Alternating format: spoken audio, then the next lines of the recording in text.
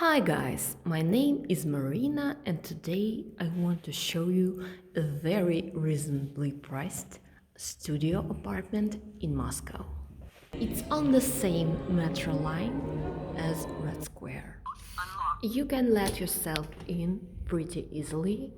On our left is a very neat, clean bathroom. You can see a hair dryer, that's me.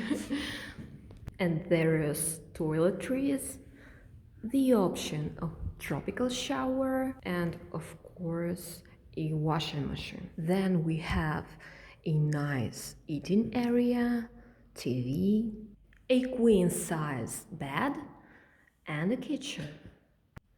Here we have mugs and plates, different tea kettles, all the cutlery.